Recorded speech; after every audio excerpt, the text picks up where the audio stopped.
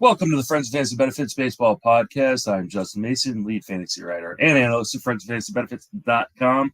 Joining me on the Thursday episode, as always, is Ray Kuhn. How you doing, my friend? I'm doing good. Always a lot going on. I think that's the theme for the season. Maybe it's just a theme for every season, but I'm excited to be here. A lot to talk about, as always. Yup, and it is NFL Draft Day. Are you expecting to get drafted? I am not, although I have had my doubts about whether I would be a better Jets quarterback than what they've put out there. Yeah, as a Washington fan myself, I know that feeling.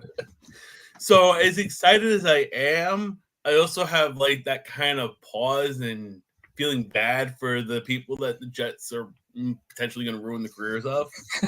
I make that joke all the time about Washington. I'm like, oh, it's the day where we get to dash some poor kid's hopes and dreams and ruin their career. That like I'm gonna be like maybe I'll be excited. Like the tape looks good. Like I get it. It makes sense. And then it's gonna be like, all right, how is this gonna go wrong? Or is it gonna be like Garrett Wilson, where it's like, all right, you're a heck of a receiver, but if nobody gets you the ball. Yeah, it's yeah, this is why we focus on baseball, right? Because you and I both are fans of teams that just perpetually disappoint us in football. So we are going to focus on some baseball. We're going to talk about some news, a number of guys at the IL over the last 48 hours that are going to impact fantasy teams quite a bit. And then we'll cover as much FAAB as we can in the little bit less than an hour that we've got. Let's start off with Lane Thomas. He goes to the IL. Which is just a huge bummer for people who invest in Lane Thomas. I wasn't a big Lane Thomas guy. Personally, I just wasn't a huge believer in what we saw last year. Are you holding on to Lane Thomas anywhere? And do you think that this means it is James Wood time? I would hope it's James Wood time. It should be James Wood time. I might or might not be holding a share or two, waiting for it to be, but I think we're going to be disappointed if we were kind of holding our breath. And I think it's going to be telling now that with Wood not coming up, that maybe this is the time to say, okay, we need to go take that speculative share on somebody else. Then James Wood. I was kind of into Thomas beginning of the season based on if you can get him after pick 100 as like a third outfielder for the little bit of power and speed. I don't know that. I mean, he had 11 stolen bases already this year. So from that perspective, I think it's a win. 2 home runs, 10 RBIs is okay. He was hitting 184, but he had a 212 BABIP. So right now there's no timetable on Tom's coming back. They're saying he's not going to need surgery. Maybe I hold him through this weekend's FAAB to see what kind of news breaks leading up into next weekend. But 12-team OC, I don't know that I don't know you necessarily have that benefit, depending on what else you have going on. Yeah. I mean, the good news is he's been walking around the clubhouse without crutches, so that's at least encouraging. But a grade 2 MCL sprain is probably at least 6 to 8 weeks, and I just don't know that you can hold him if it's at the farther end of that timetable, even in 15-team leagues. So. I mean, obviously, if you have an IL spot, he goes on your IL spot. But if you're anything like pretty much any fantasy player these days, you don't have open IL spots. Right? That's the other thing, too. Then it's kind of a balancing act of, okay, who gets the IL spot? As far as James Wood goes, I'd love to see him up. I wish the Nationals would bring him up. They brought up Trey Lipscomb instead, and there's no reason. I mean, the Nats have no reason to bring up James Wood and start his clock. If they were going to bring him up, he would have already come up in kind of that first wave or made the opening day roster after his good spring. I don't think you're going to see James Wood until the summer at the earliest, to be quite honest. Which is it's unfortunate because I think he is ready, at least offensively. I don't know where he's at defensively, but at least offensively, he should be up. He'd probably be the best player on the Nationals, or at least maybe second behind C.J. Abrams. It's not going to happen, I don't think, anytime soon. I hope I'm wrong. I do, but I don't believe it. Yeah, no, I mean, to that point, I think it's telling that they brought Lipscomb back up again. And I mean, you're like you're recycling through Eddie Rosario in the outfield. Like come on. At this point, I mean, yeah, he's gonna strike. He's striking out a quarter of the time, but he also has 16 walks, so it's not. So he's hitting 300. I know only 80 at bats, but I think at this point, it's time to move on, at least until the summer. Brayan Bello hits the IL. They're talking that, and I believe it's an oblique injury.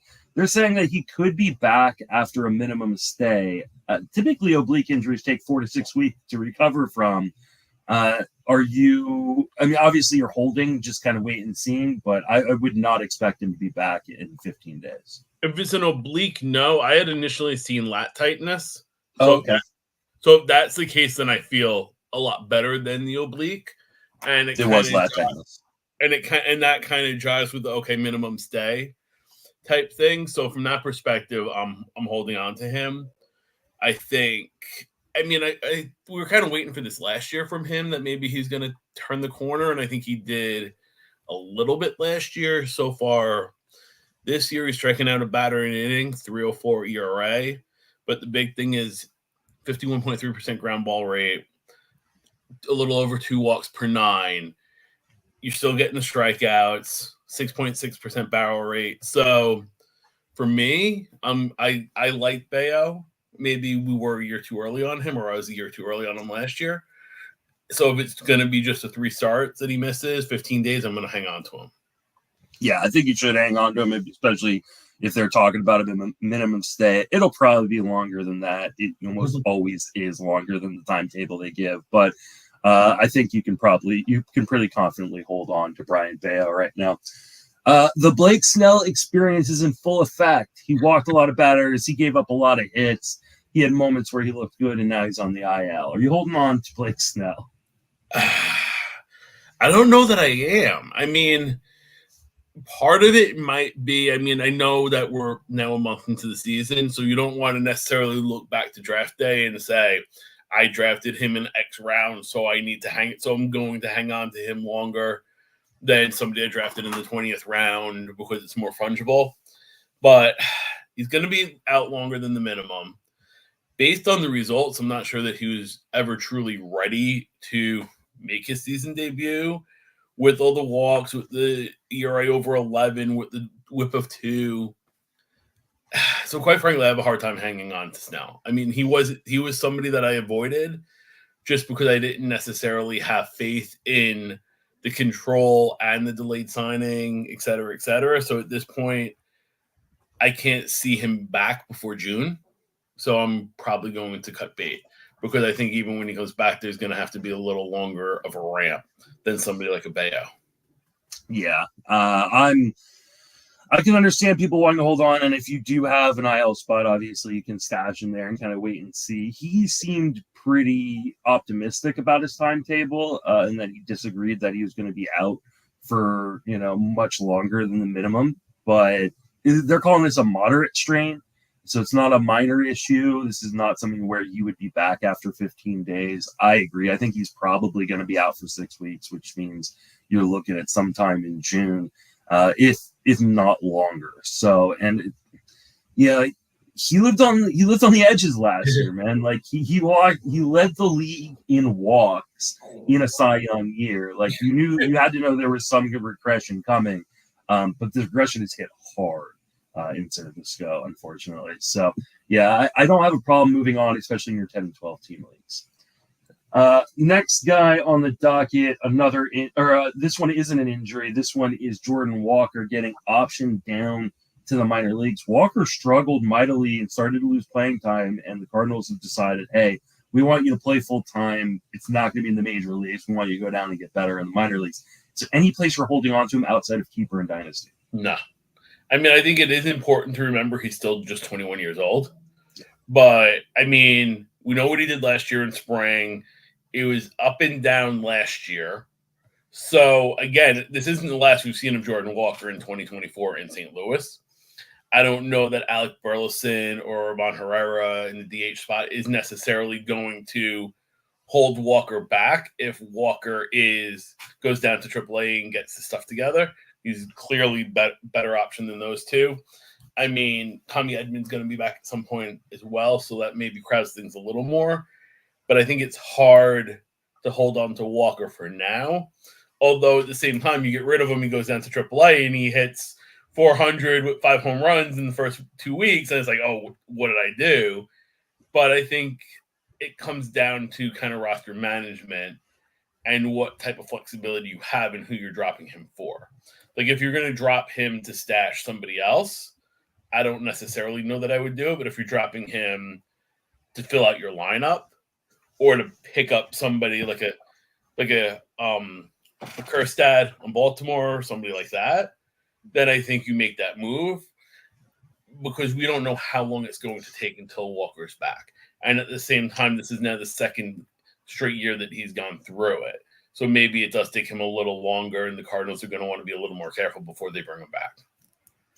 Yeah, I just don't know that you can hold him in any redraft format. In Dynasty, I think this is a great buy low opportunity. Oh, like, 100%. I think, yeah, like if you're in a Dynasty league and you don't have Jordan Walker, like go to the Jordan Walker, owner and be like, hey, you want to get out from under it? I'm willing to, pay a little bit for it, and I don't think you're going to have to pay nearly as much as you would have had to pay this time last year. So I would totally try to buy low on Jordan Walker, maybe see if you can get him as like an add-in to a bigger deal. But for this year, you just don't know. Like you said, he could be back in 2 weeks if he's just crushing it down there and the Cardinals are still a mess, which it looks like they're going to be. Or he could be down there the rest of the year. We could not see Jordan Walker again until like September. So I believe in the talent overall. I think he will be back at some point this year, but I'm not going to wait around. You just can't kind of burn those roster spots unless you're playing in like Yahoo and you have like that NA slot, right? Yeah. That minor league slot where you can use. But in the majority of formats where you have to kind of burn a bench spot on a guy like Jordan Walker, I'm not doing that in the redraft. No, he's not worth it. Yeah, he's not worth it for this year. But I think it could be a situation where coming into 2025 that we could be talking about him as a buy low in redraft. Absolutely. Yeah, I think Jordan Walker, unless he goes crazy at some point in the majors, I think he's going to be a post-type sleeper kind of guy. He'll only be 22 next season. He's so young. All right, last piece of news before we jump into FAAB, and it kind of ties into the FAAB we're going to talk about, and that is Cody Bellinger hits the IL, broke a couple ribs, I believe, banging into the wall in the outfield. Are you holding on to Cody Bellinger? They're saying it's going to be a few weeks. I mean, I guess, again, a few weeks is subjective. That it's not necessarily like Tristan Casas, where they're saying, oh, he's going to be out a while. And I think that situation, it's a clear, like, all right, we need to, unfortunately, move on from him. I think Bellinger's in that weird gray area that maybe you hold for a week and see if we get some news, but I tend to want to stash him, especially if he's really the only guy. Like, especially if he's the best guy that you're trying to stash. That if you have other injured players that are going to be at a similar timetable that are not as good as Bellinger that you were stashing because maybe you had an extra spot, I would move on from them and keep Bellinger.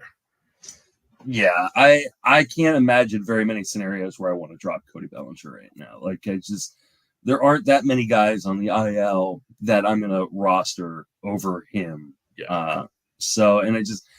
While it does, like, broken ribs does sound bad, like, he was in pretty good spirits after the injury and said, like, yeah, it's dull pain, but it's not bad.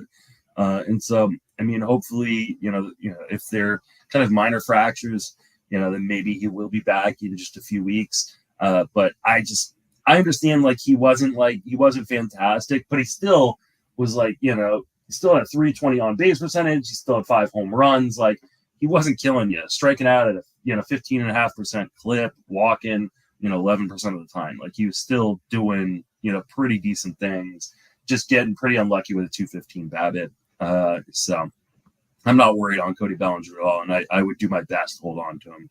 And if anybody drops him, I'll go scoop him up. I got no problem doing that. So, All right. His replacement is the first name on our FAAB list this week. They called it Pete Crow Armstrong, who's a kind of a top prospect for the Cubs, a fantastic defender.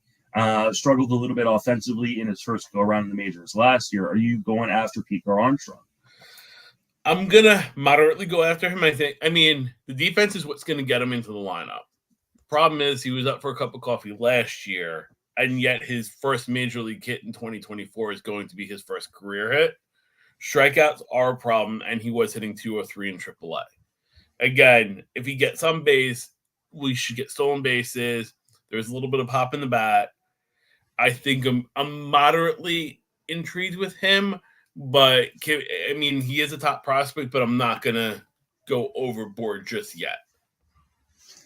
Yeah, I'm not going to go overboard either. He is intriguing, and I think there is a pretty good hit tool, or not a decent hit tool in the profile, but he can walk. He walked at a 16% clip last year in his short stint in the majors, almost 10% clip in AAA last year. So, and he can steal bases. That being said, and he's also a fantastic defender. That being said, I don't even know if he's a full-time player coming up. They've got Mike Tauchman who can play center, and Tauchman has played well. I think Pete Crow Armstrong, I think he's going to struggle to find at bats, especially if he can't hit. And he had, like you said, he was struggling in AAA before they brought him up. I think he's just kind of a defensive replacement guy right now, someone to kind of fill out the outfield roster. So I don't think he's a guy that I'm attacking in FAAB this week either. I mean, this could be a situation where, and we've seen it before with Topman, where he kind of gets the playing time and gets hot, and you ride that hot hand for a week or two. Yeah, absolutely. Bryan De La Cruz is going to be kind of one of the more widely picked up guys this week in 10s and 12 team leagues. He's probably already rostered in your 15s, but he's got 5 home runs and a stolen base in 262 so far this year for the Marlins. Any interest in Bryan De La Cruz? Definitely. I mean, he's been kind of an end game outfielder for me, because if you look at the profile, he's hitting 262 this year with the 5 home runs. Launch angle is a career high at 13.9, and he also has a career high barrel rate at 13.3%. That I think De La Cruz has always been that guy where if you look at the profile, you see a little bit of projectability there. You see some pop in the bat. He bats in the middle of Miami's order, and he pretty much plays every day. So 19 homers, 78 RBIs last year is solid. It's not going to wow everybody, but if you can get that type of production off your waiver wire, and he has some career highs with the launch angle and the barrel rate and a solid hard hit rate, I'm going to snap him up everywhere. Yeah, I'm not as big of a fan of Bryan De La Cruz. The underlying skills are atrocious. He's got like 74 or 75% zone contact rate, which is like 10% below league average, which is why he's striking at a 29% clip. To be quite honest, I wouldn't be surprised if that's actually kind of the low water mark for his strikeout rate. Swing strike rate is almost 19%. I think like this is a guy who's got a little bit of pop in his bat, and he is barreling the ball kind of the best rate of his career, but that's only when he's making contact. And I just think that the batting average is going to slip, and that he may struggle to find playing time in Miami if that happens. So I'm not as big a fan of Bryan De La Cruz as other people. Yeah, I mean, fifth outfielder, I'm cool with that, but beyond that, but I mean, again, if we're talking in the conjecture of waiver wire, then 100%. I don't know that you're going to find better at this point. Yeah, really in a shallower league. Yeah, that's probably true. What about Mitchell Parker? This is a guy who's picked up in a ton of main event leagues this last week, in deeper leagues. He's a pitcher for the Nationals who's striking out a lot of guys. Had a really, really good outing versus the Astros. He's going to get picked up in a lot of shallower leagues this week. Are you interested in Mitchell Parker at all? I mean, at this point, having a good start against the Astros, I don't know how much it really means, given what they're doing. But I'll get that bitterness out of the way. But I mean, all kidding aside, Parker has done well in his 2 starts. He's never been somebody that's truly been on my radar as far as prospects go. He had a 4.20 ERA last year. with the 352 FIP in the minor leagues. He did strike out over 10 guys per 9, but he also struggled with the control, walking over 4 guys per 9. To me, Parker is a matchup-dependent kind of streamer. I don't know how hard I'm going to go after him. And it's going to be more or less if I have a pitcher to drop and I like the matchup and I want to get them into my lineup for that week. I'm not going to go into the triple digits just to grab him in and stash him. I don't know that I could be wrong, but I don't know that he's necessarily going to be that guy when we look back in September, October and say, wow, I'm happy I blew, 5, 10, 15% of my FAAB on Mitchell Parker. Yeah, I mean, my whole issue with Mitchell Parker, and don't get me wrong, looked great. I went back and watched that start after the fact. That curveball is really, really good. But this is a guy who has always struggled with command control. We're talking about walk rates, of 13%, 15% in the minor leagues. And so he could potentially be kind of like a whip killer in leagues. And he plays on the Nationals, which means he's not going to get a lot of opportunities to win. Like, would it be surprising if this last win against the Astros is the last win he gets this season? Wouldn't be that surprising to me because I think the Nationals are terrible. I know they started out fairly hot to start the season, but to me, like if 2 of the 4 categories are really in question for me in a starting pitcher, I probably don't want to roster them. Like, I know he can get strikeouts in points leagues. He may be a little bit more valuable because you can rack up those strikeouts and stuff. And it looks like he can go fairly deep into a game. But in pretty much any other format, head-to-head categories, roto, like I'm not as interested as other people were this last week in the main event and in 15-team leagues. So especially in 10s and 12s where there's pitching fairly widely available, I'm just not that interested. What about Keaton Winn? This is a guy who had a lot of kind of sleeper buzz prior to having an elbow issue in spring training and kind of delayed the start of his season. He ranked really, really highly on Suarez's Stuff Plus metric, last year. Is Keaton Winn a guy that you're interested in? I think it's interesting that we kind of have Winn right after Parker. And the thing is, right now, Winn isn't getting the strikeouts that Parker's getting. But in the minor leagues, we did see some years or stops along the way where Winn did have double-digit strikeouts per 9 innings. So far, he's striking out a little over 7 per 9. Last year, it was around the same spot with the Giants. But for me, 4.8 degree average launch angle against, 59% ground ball rate. To me, those 2 things, if I'm looking at the skills, the Giants are a little better than the Nationals. Maybe a little better chance for wins. They do have a better bullpen, so that helps. So to me, I prioritize Winn over Parker because granted, you might be giving up a strikeout or 2, but I think if you're looking at the ratios and if you're looking at the chance for a win, I pick Winn above. I think the fact that Blake Snell went on the IL actually really, really helps Winn keep that rotation spot. Like the Giants went from all of a sudden they looked like they had a really deep rotation with a lot of kind of backup options to a lot less so with Blake Snell on the IL. So I think Winn is a guy that I would take a gamble on. The swing strike rate to me is pretty low at just under 10%. So and he looks like he is pitching the contact more. Like he's trying to get out of innings quickly, trying to get through the order as fast as he can. And so I don't know if the strikeouts are going to kind of match the stuff quite as much. He's almost 90% zone contact, which means he's just trying to fill the zone and get guys to kind of induce ground balls, which has been working for him. So I think he can be a usable pitcher, but I don't know, especially in your 10-team leagues where you're looking for upside, if Keaton Winn has a ton of upside. I think if you were going to go out, if you had to choose in a 10-team league between a Keaton Winn and a Mitchell Parker, I think Mitchell Parker's strikeout upside actually pushes him over Keaton Winn in a 10. But if we're talking about a 12 or a 15, I'm going to lean Winn because there's just, I think, a much safer floor. I agree with that.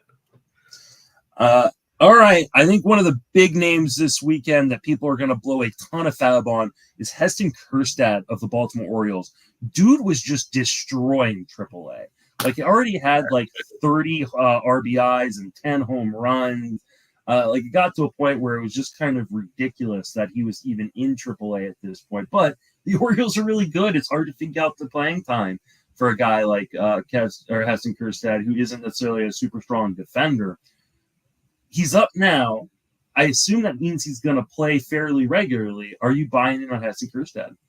I am. Hayes, obviously Hayes going to the IL is huge here.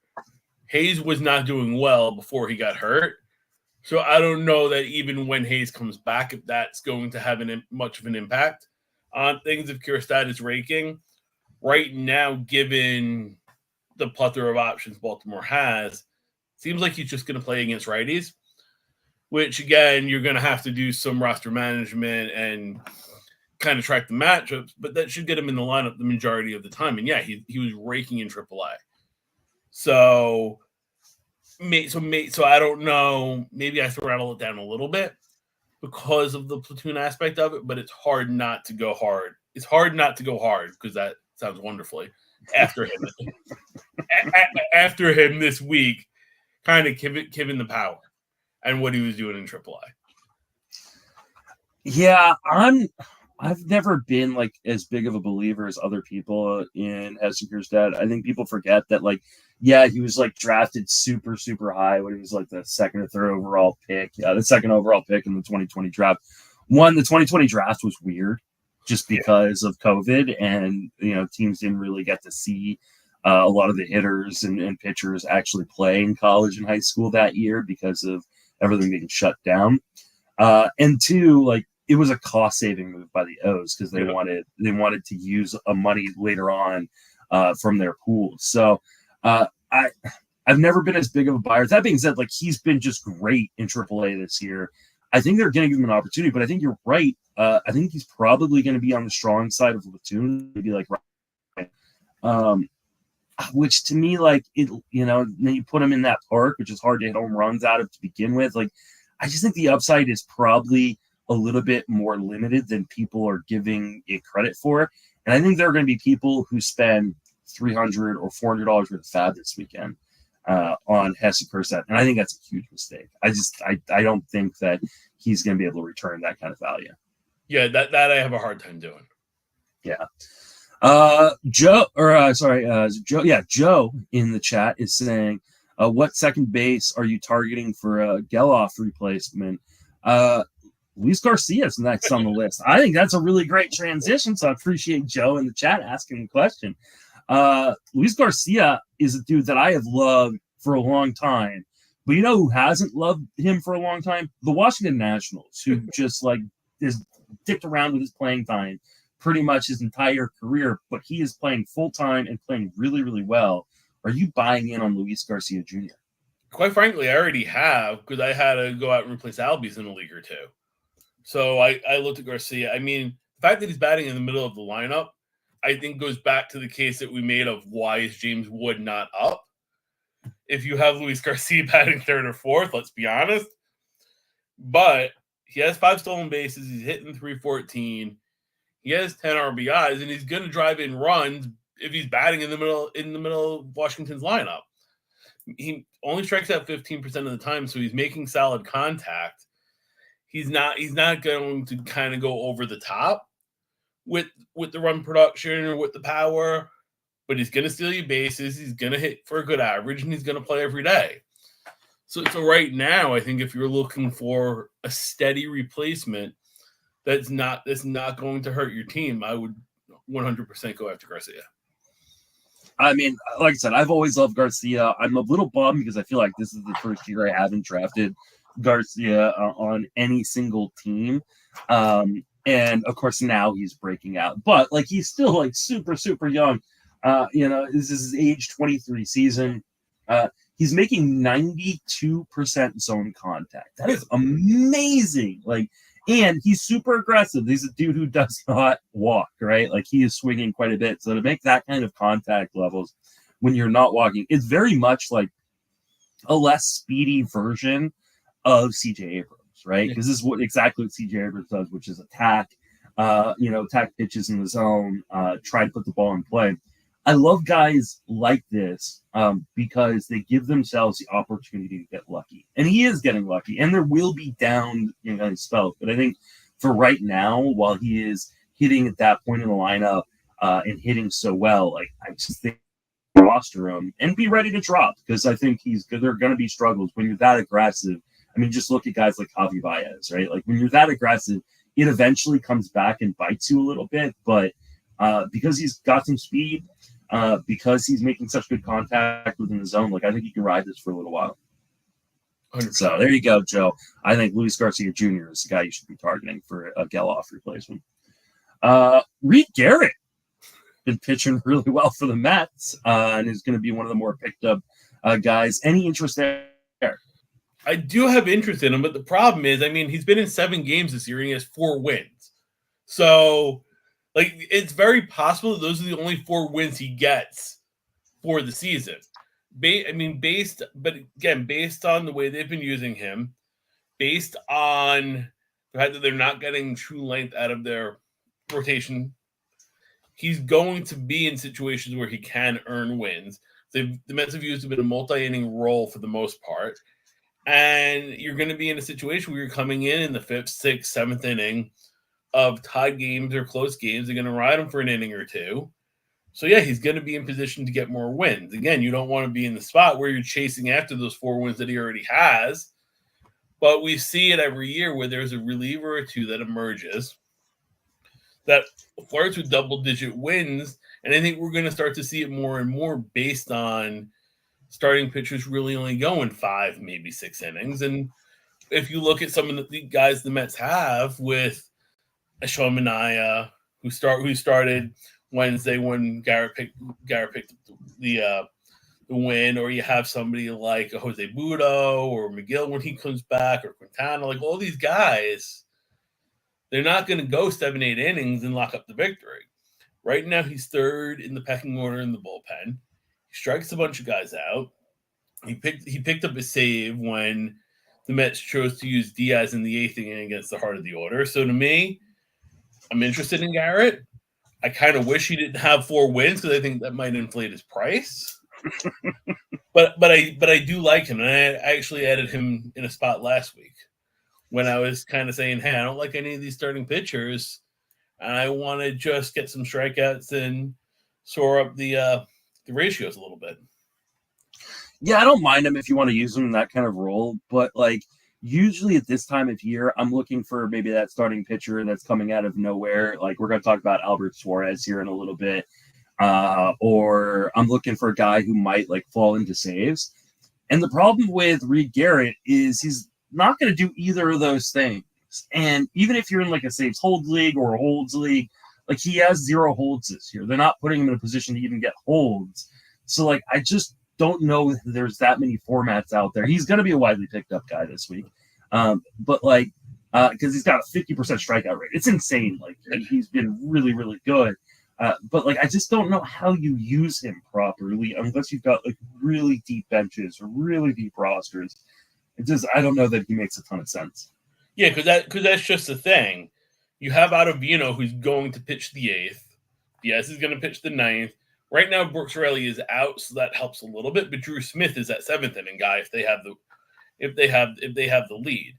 I think what helps is that there's not necessarily going to be that many straight line games that the Mets play.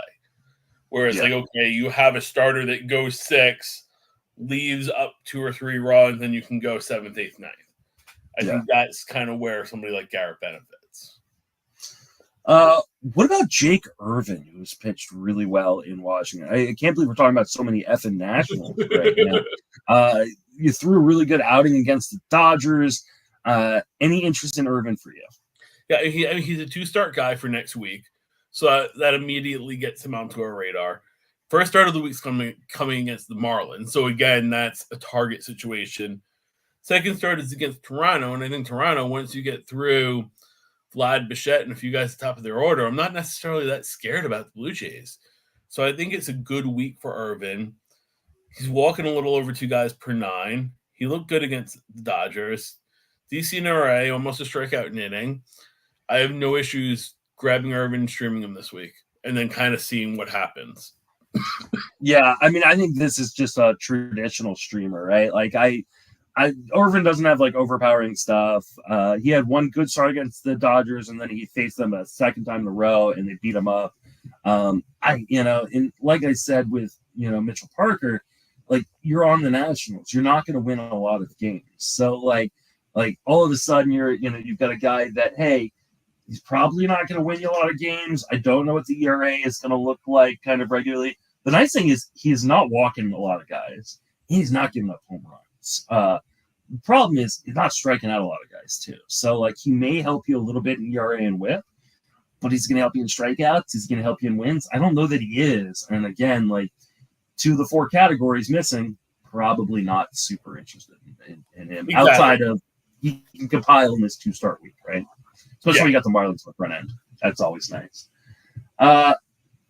Pete Fairbanks went to the IL. Jason Adam looks like he's probably the next guy up. He's going to be widely picked up. Any interest in Jason Adam here? I have some interest, but of course Clevenger got the save last night. So yeah, of course. So there we go, Tampa. But to that point, last year Adam did have 12 saves and pitched well. So I mean, so far this year the fastball velocity is up. Ks are down a little bit, but velocity is up. Solid start to the season. I think Adam is going to get some saves, but I don't think it's going to be a straight line where, I mean, Clevenger already has 2 saves, including last night. So I think it's going to be a straight line where, boom, every single save opportunity Adam gets. Yeah, I think, maybe people have forgotten already that the Rays like to spread their saves around because Fairbanks has kind of been the guy when he's healthy. But when Fairbanks has not been healthy, everybody's going to get save opportunities. Poche's gotten a save. Clevenger's gotten a save. Adam will probably factor into that mix. So, like, I mean, if you want to throw a little bit of money at one of those guys, fine. Like, and hope you sneak us, a few saves here and there. But, like, if you're looking for a guy who could become the dude, I think we're going to go to the next situation because it's probably much more likely you'll find a dude in the Chicago Cubs situation, as Uncle Ted in here says. Everybody spends crazy on Neris and a Leiter. Almonte gets the save. This is another kind of jumbled situation right now. Albert Alzolay has lost the closer role. Hector Neris seems like the guy who's next up because he has got the contract and he's got the experience doing it. But Mark Leiter Jr. has been the best reliever on the Cubs so far. Where do you kind of put your flag? Yeah, I mean, Leiter saved 4 games last year. He hasn't allowed a run this year. Neris picked up a save a few days ago. He got the save again last night. He did give up a solo homer to Altuve in the 9th, but he did get the save. The contract is there for Neris.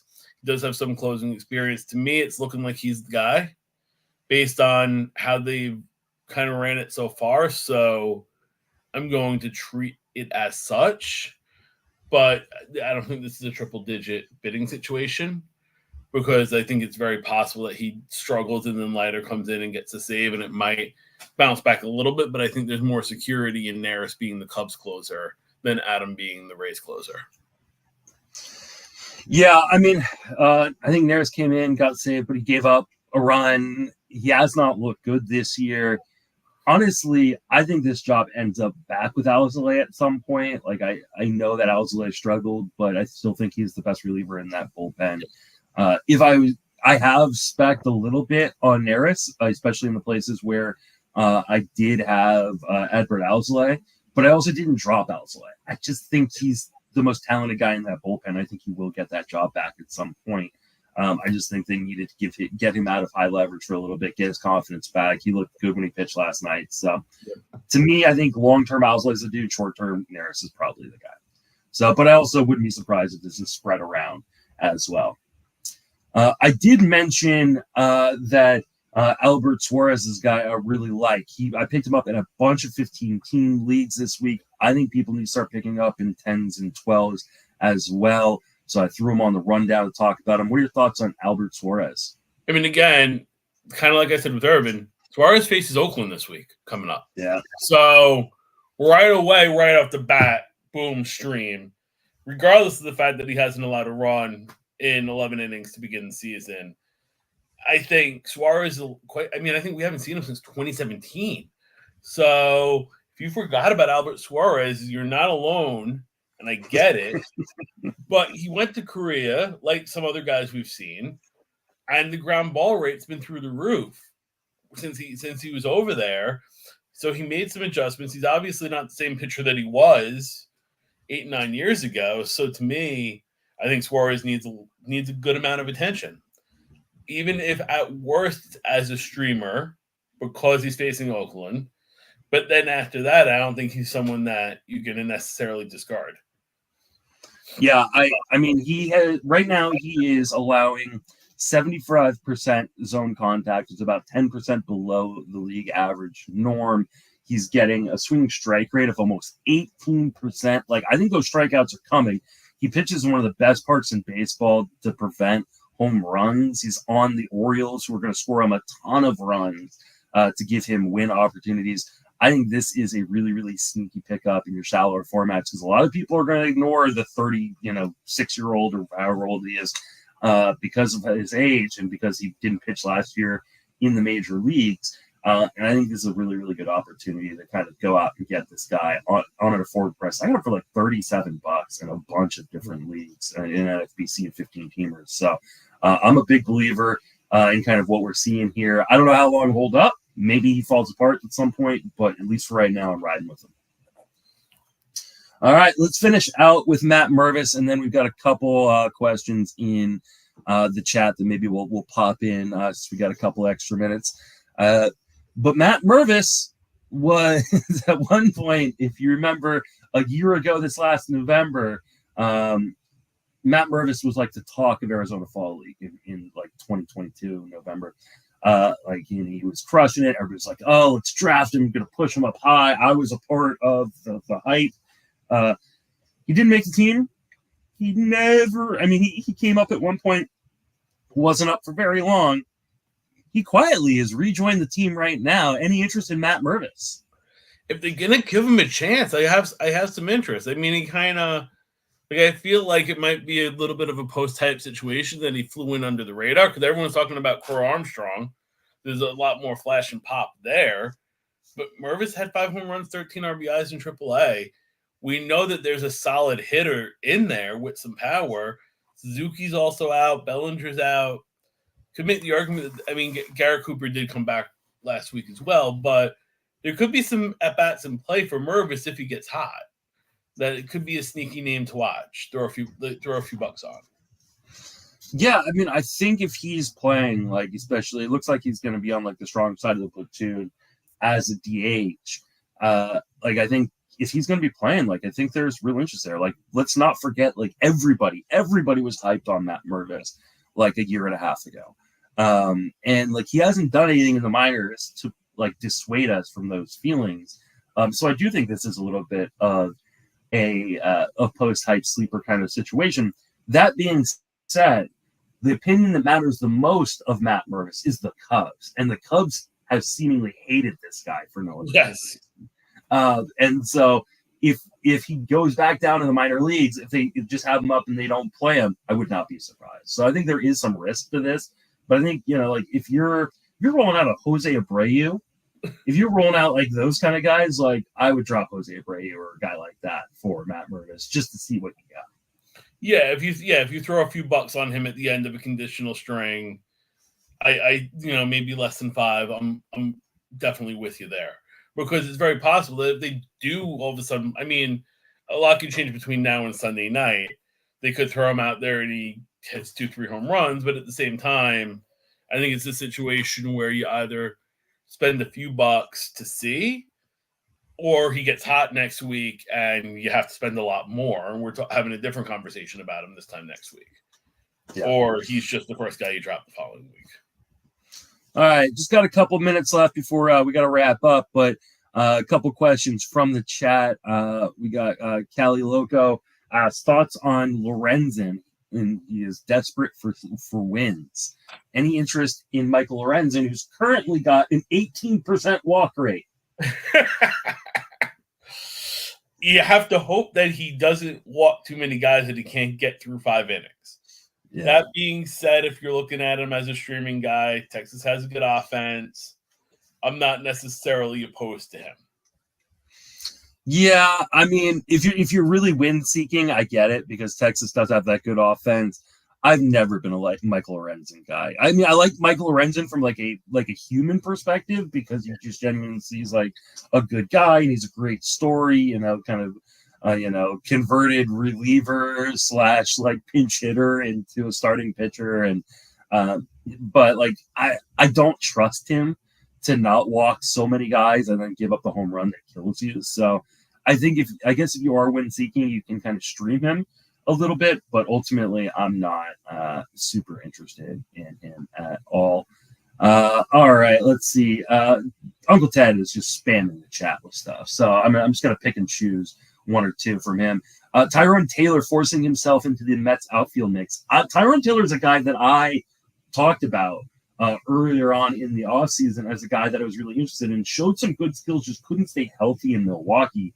Hit a home run last night against my Giants. Any interest in Tyrone Taylor? I think, unfortunately, it's going to be kind of a streaming matchup situation because at this point it seems like it's him and DJ Stewart kind of platooning at the DH spot, but also JD Martinez is going to be back this weekend. So unless there's an injury to somebody else in the Mets outfield, unfortunately, Taylor's still just going to be a fourth outfielder. I do like some of the skills and some of what we've seen from him. I just don't know that there's enough playing time. Yeah, I think you're right with the JD Martinez coming back. It kind of puts a little bit of damper. But Brandon Nimmo has had health issues in the past. Starling Marte's in that outfield. He's had issues in the past. I mean, JD Martinez was just dealing with the back thing. That's why it's taken him so long to kind of make it to the majors and signing that late deal with the Mets. So would not be surprised if Tyrone Taylor kind of finds periods of relevancy in fantasy. All right. There's been a number of people talking about Joe Adell in the chat right now. And that's a really interesting one because I've always loved Joe Adell. I was like one of Joe Adell's biggest backers after he was drafted, coming up through the minors. He's just struggled to find consistency at the plate or defensively. He's atrocious defensively in spite of being just an amazing athlete. It reminds me a lot of like how like Malik Smith was like super fast and super athletic, but was just an atrocious defender for some reason. But Adell has actually hit really well this year, hitting 316, 372, 553 with 2 home runs, 5 stolen bases. Any interest in Joe Adell? Yeah, shameless plug. He was on my Fantrax waiver wire article that went up this morning.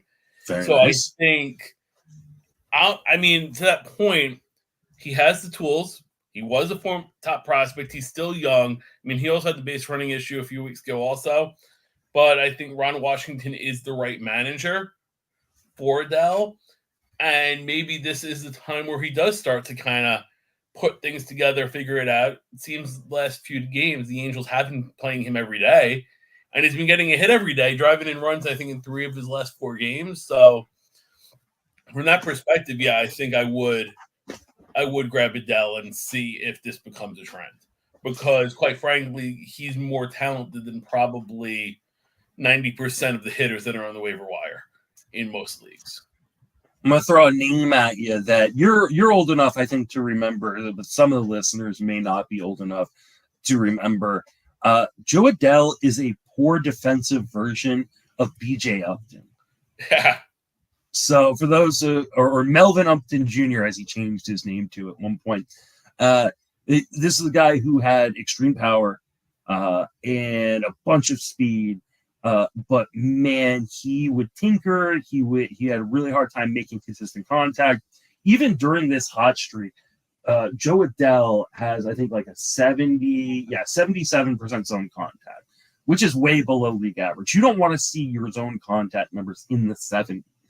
That being said, like they're giving him an opportunity, and he can hit the ball hard. He can run.